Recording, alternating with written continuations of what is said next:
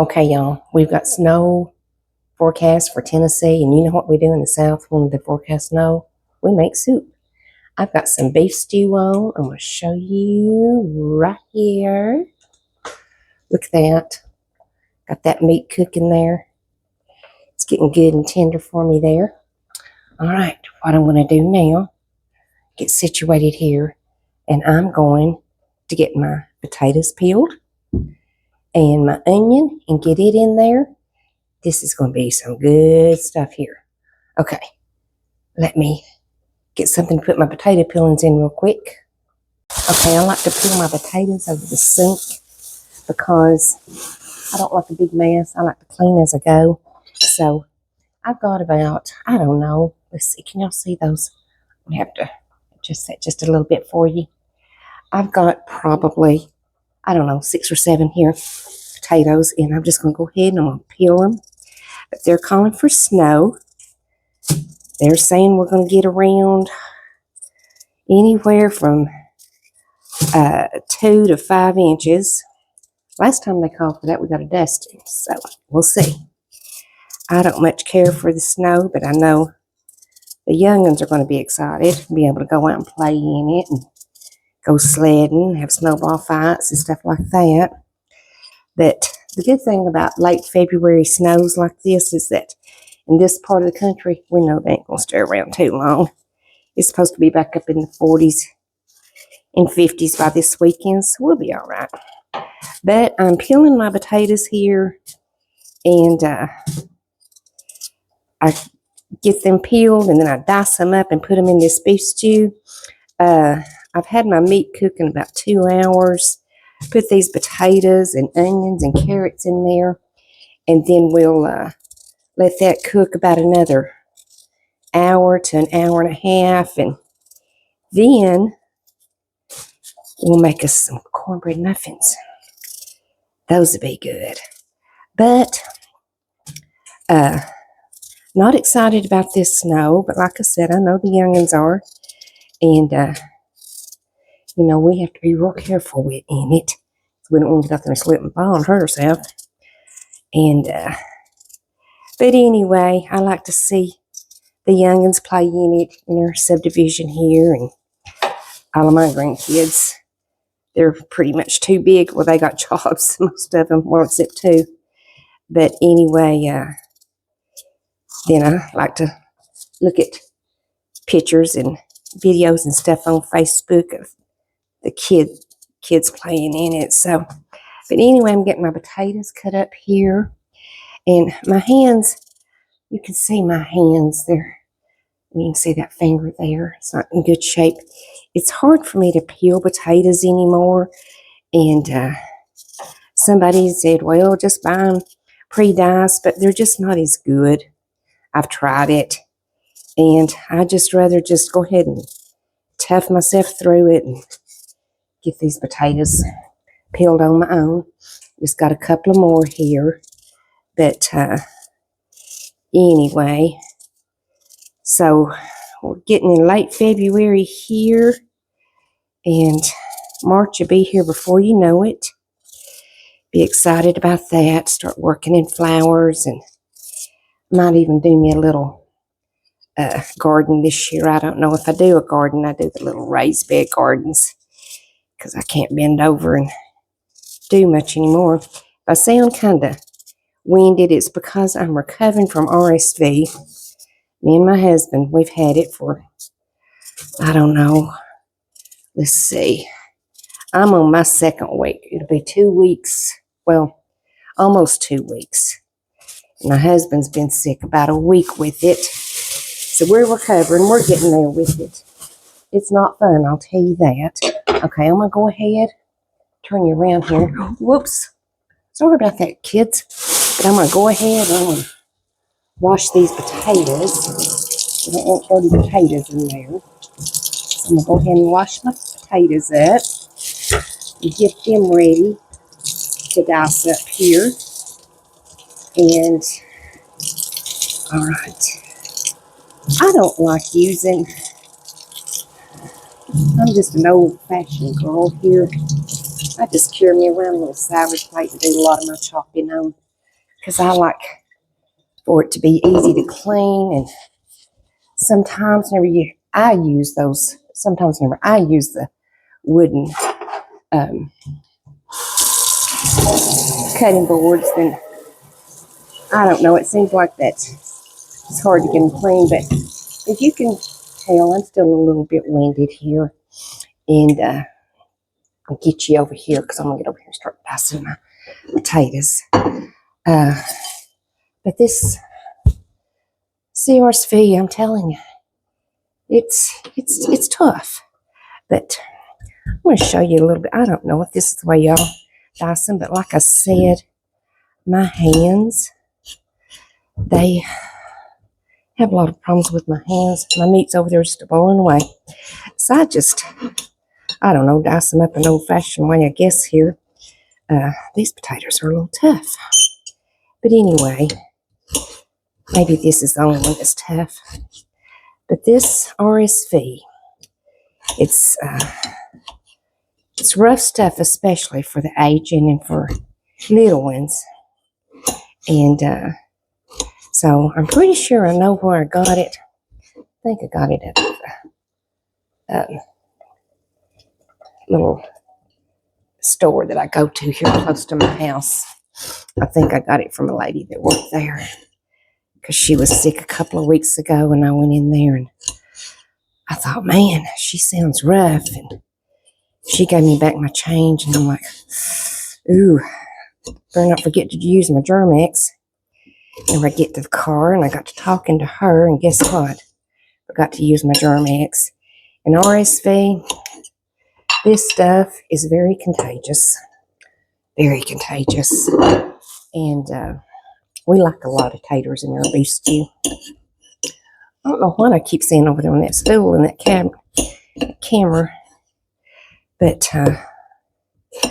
I don't even know if I'll put this up on YouTube or not, because for one thing, I'm so out of breath.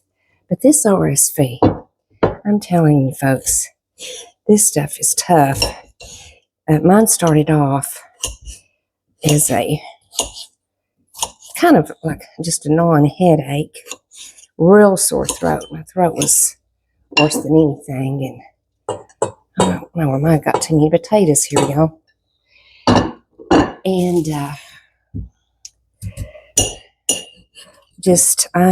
my throat was so scratchy, nothing wouldn't calm it. And so I went through a couple of days of that, mild headache, and the congestion is just something else. It just pours out of your head. It starts off like water, and then it gets discolored. That's when it gets kind of tough on you. That starts getting really discolored. Some of the potatoes don't look too good. I'm just saying there. But anyway,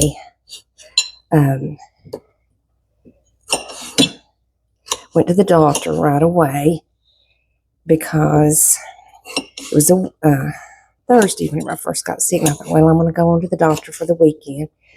Make sure, it's not something that needs to be treated. I just kind of thought it might have been a cold. And so I go in there and they test me for COVID and the flu and RSV. And it come back as RSV. So, and I used to be a smoker. So, of course, RSV is a virus, so an antibiotic's really not going to do any good. But she went ahead and gave me an antibiotic just in case I needed it. I'm just going to take this empty cup here and add some water over here just in case I needed it because of a secondary infection that could start up. And it's a good thing she did because I needed it. But anyway, I think I've got plenty of potatoes in here. Let's take a look at this. I want to see if I can turn you down there. Let you see what you think. Yeah, I think we got plenty of potatoes. It's just for me and my husband. So, all right. Let me turn this back up here. And I'm going to go ahead and I'm going to do my onion here. Okay. Sorry, y'all. I know I'm everywhere with this camera here. Get this right up here. Oops. That wasn't good. All right. Let's see here. What I got here. All right. Cut it off a minute. All right. So now I've got it all sliced all the way around. And then you're supposed to, let me see if I've got it. Might be better if I do you this way. I am no cameraman, I'll tell you that. Okay, so I've sliced it like that all the way around. And now, let me do this and see. I'm supposed to just dice it up for you. I hate the smell of onion on my hand, but I guess the good thing about this right now, I won't be able to smell it too good. But get that in there. Get my onion cut up there really good. Okay. Let me see how this is looking, because I don't want to get too much. See how that dices that up nice? I don't know. I still go around through there and chop it up a little bit. Let me see how this looks here in my pot. All right, let's see here. Yeah, I think that's about right. All right, let me let you see there. All right. Trying to keep from putting my finger in front of the lens, and I'm not doing a very good job. Okay. So that's what it's looking like now with my potatoes and my onions in there. Looking pretty good, ain't it? All right. So, all right. Got that much onion left, but you're not really supposed to save them because it can set up some kind of poison, I've heard. But I don't ever save it. I just throw it away. I know some of y'all probably do, and it's probably fine, but I think that's plenty of onion in there. All right. So next, what I'm going to do is pull this camera up here just a little bit. All right. Now, I try to clean as I go, but I'll clean this stuff up here in just a second. So what I do next, I'm going to put you over here so you can see me over here. My can opener is, I got my carrots. And I used to use fresh carrots, but I don't anymore. Again, because my hands are so weak. It's really hard to cut them. Okay. All right, how come my can opener's not working? What's going on here? Something's missing on it.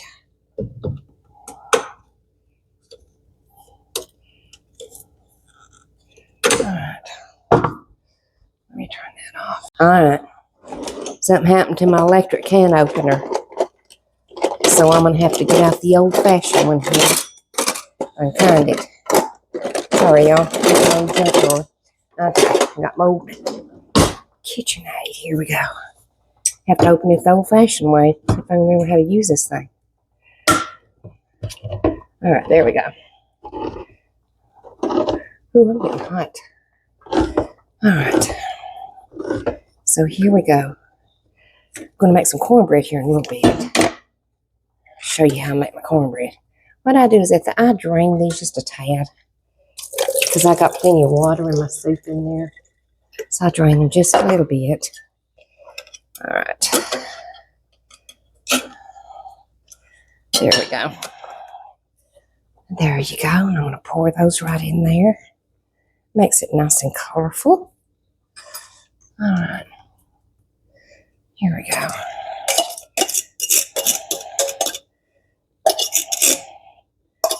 There you go. See how colorful that's starting to look? Okay, and then next, I got my diced tomatoes. All right, and I'm going to open them up. Let me wash the top of this can off. You always want to wash the top of those cans off. You never know what's on them. Ooh, I'm getting hot. All right. So there we go. And go over here. But anyway, this RSV is rough stuff, kids. I'm telling you. I wouldn't wish it on anybody. It's I've been pretty sick, but I'm on the mend, so I'll be okay. And that didn't cut through. All right. I'm just having all kinds of problems here. Sorry about that. Probably have to edit some of this out because y'all don't want to see all this. All right. There we go. All right. Did it go? Oh. All right. See if I can get that popped up there. Be real careful with these old tin lids. Get hurt with these things. All right.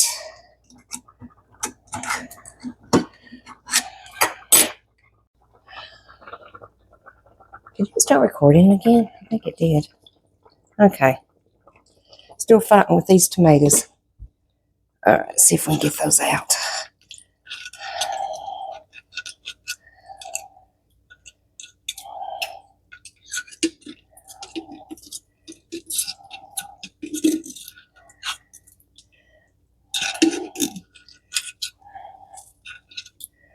All right.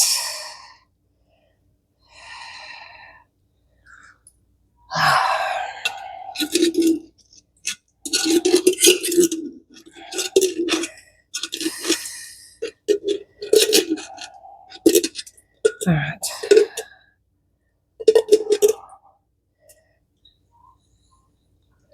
All right.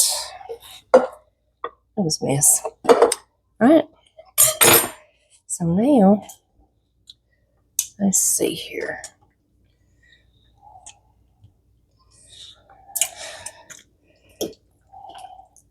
I know that this pot's full, but it's okay. It's okay. See how colorful that is? I'm going to let it simmer for a while and let the potatoes cook and tomatoes and onions and carrots. And if it needs to be thickened up, my little trick to thicken it up is just to add a little bit of flour and cold water.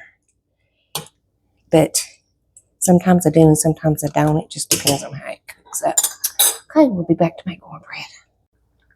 That's what my soup's looking like right there. That looks good, don't it? Let me show you. Yeah, look how tender that looks. That's going to be some good stuff right there. All right, I'm going to get ready to make my bread. All right, now I'm getting ready to make my cornbread. How I make my cornbread is I use self-rising flour and self-rising cornmeal and 1 large egg, buttermilk, and Crisco. All right, and I've got my little muffin pan here because there's only 2 of us. So I just use my little 6 thing muffin pan here. So what I'm going to do is that I'm going to grease this real good. So just take my paper towel and I dip it down into my Crisco. Pour me out a little slug there. And then I just grease this pan real good. I grease every one of those cups real good. And the reason I do this is because I like really crispy cornbread. Okay? So, and probably got a little bit too much, but that's okay. Just make it that much more crispy. So, that's what that's going to look like. And I'm going to pop it in the oven. I've got my oven on 425. So, I'm going to pop this little dude in the oven and let it get nice and hot. And then, got to get me one more container here. All right. Oops. Sorry, y'all.